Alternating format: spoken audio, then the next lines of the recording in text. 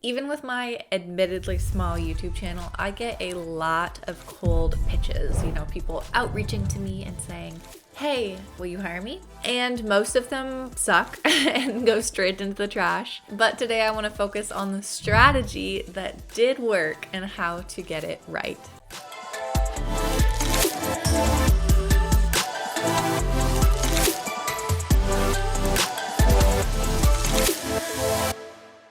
Hey, I'm Carrie. Welcome back to my channel. Welcome for the very first time. All around, welcome. I'm Carrieblogger, a career freelancer on Fiverr.com, where I've been selling as a Fiverr Pro verified copywriter for about the past 9 years. And in today's video, we are going through the best strategies and literally proven tips on how to turn your cold outreach email into a successful partnership. That was a really long sentence. You may have noticed, if you stuck around for a while, that my video editing just magically got better overnight. Spoiler, I did not instantly master this skill. Instead, I found a really great partner. Or I should say, he found me. But before we get into that, we have to announce this week's Blogger of the Week. And if you'd like to be the Blogger of the Week, just like Aldo Rodriguez, all you have to do is drop a comment down below and you might get picked. Okay, so like I said, Rough Cuts is my new video editor. I am so excited to be working with him, and I wanted to, with his permission, share a little bit of the backstory of how we got connected, what he said to me that made me think, okay, this might work, and ultimately how he convinced me to cross that hurdle and get into the next stage of this YouTube career. There's a lot of theoretically right ways to pitch yourself, and I'll tell you, I've gotten a lot of those emails and they still end up in the trash. And then of course there's a lot of really bad ways to pitch yourself, and those also end up in the trash. So we're gonna look at Rough Cuts as an example, or Rough Sun is technically his name. Rough Cuts is his cute little brand name. So first up with his subject line, looking for a wonderful collaboration. That piqued my interest because I wasn't quite sure what was going on, and it wasn't like video editor seeks Carrieblogger's attention and approval. Weird. Hi Carrie, hopefully you're having a great time as a mother. I've just come across your channel recently and loved all the videos I watched. I'm a nuclear engineer. Interesting. But I love video editing and this is what I want to pursue. I came across your channel searching for advice to do well on Fiverr as a new seller. I must say all the videos are really informative and you have a great presence on screen. But I was checking the views and wondering why you were so underrated. Maybe the videos need a little bit more engaging editing and a storytelling dimension. That's why I felt I could reach out to you to let you know, I can't read, that I can help you make the videos more engaging and look highly professional. Not going to lie, I also feel excited to work with you, thinking about the possibility of learning from a top-rated seller. Let me know if you want to collaborate and grow your channel really fast. I attached a little video gig to say hello. So obviously that subject line, upbeat and genuine, made me want to open it, but also I open every single email, so that wasn't crazy.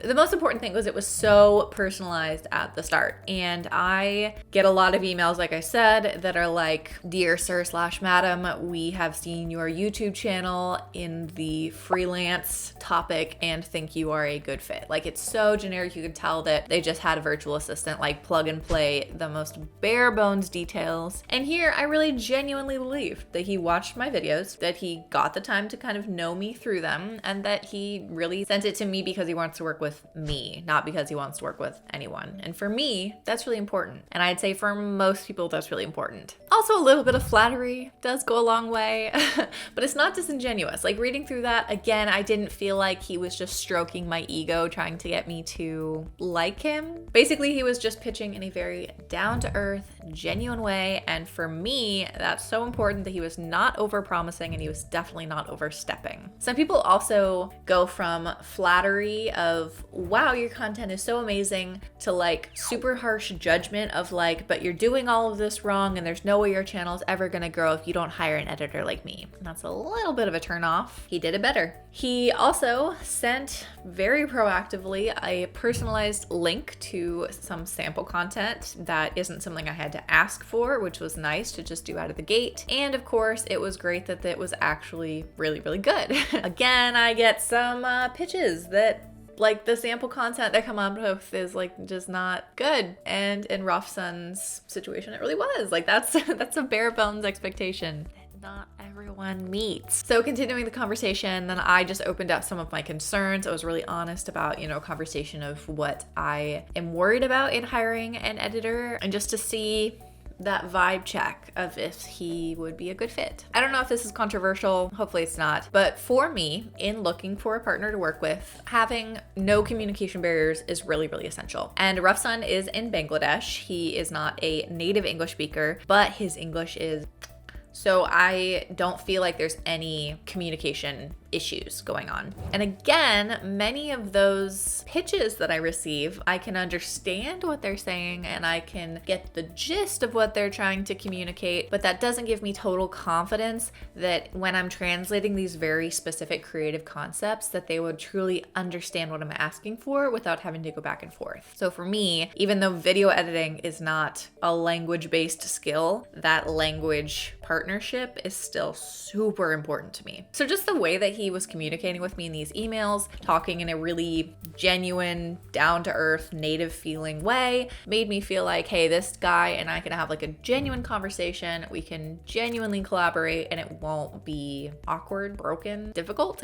So at this stage, he's already got my attention. I'm getting pretty good vibes from him and I followed up with some concerns. And to be honest, he hit the response on the head. He hit the nail on the head for the response. I could tell in the way that he replied to me that he genuinely read all of my concerns. He genuinely thought about it and he genuinely offered a realistic either solution or reassurance for each of those points. And it wasn't pushy still. Like it wasn't trying to overwrite my concerns. It was just trying to make me feel supported. And then his willingness to negotiate with me on the budget and discuss terms that felt really fair for both of us as true partners. Like that is such a vibe that not everyone gets right. And if you can do it like Rafsan, you're gonna get a lot more deals. The only thing I think he could have done a little bit better or differently that I took just a second to kind of overcome is just his confidence in pitching his expectations and best work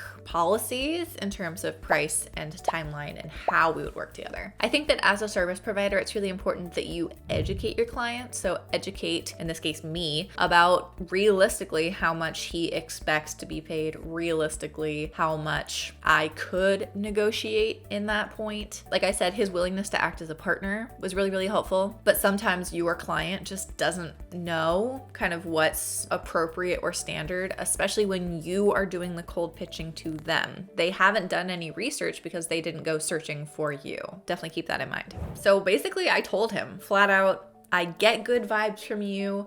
I really hope that I'm reading this correctly.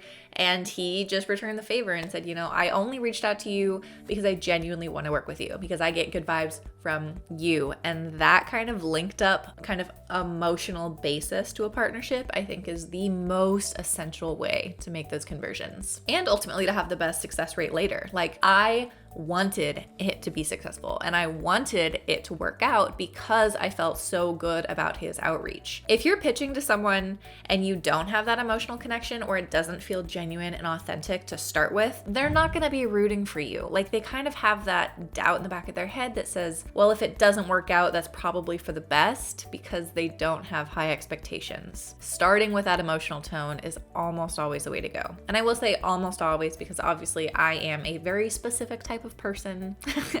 I assume you get that vibe from me. Like I want to have authenticity and transparency and emotional validation and ethics and everything. So obviously if you're pitching yourself to like a make millions overnight shark guru hustle man on YouTube and you want to be their video editor, like this kind of approach probably isn't going to work because they expect something different. So I say almost always because you do always have to be aware of who you're working with and fit their vibe. It should be, you know, it should be this. And even better, he's still living up to his own hype. So this is a genuine thank you message to Rafsan, and also known as Rough Cuts. I know he's gonna feel weird about editing this because he's in charge of that, but I genuinely want to show my appreciation for him, to be transparent that I am now working with an awesome video editor. This is not all me anymore for the first time ever, and it's awesome. So if you're looking to pitch yourself like Rafsan did, either on Fiverr, another freelancing platform, via email, whatever, However, I definitely think that you can learn a lot from how he did it and make sure you also do it right.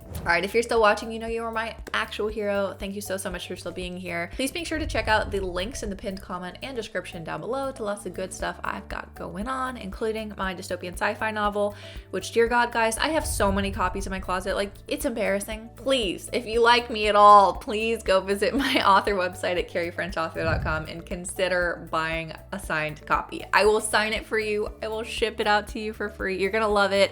I have to sell some of these books. Oh my God, it's embarrassing. Okay, that's all. You're worth so much more than your workload, and let's get back to work.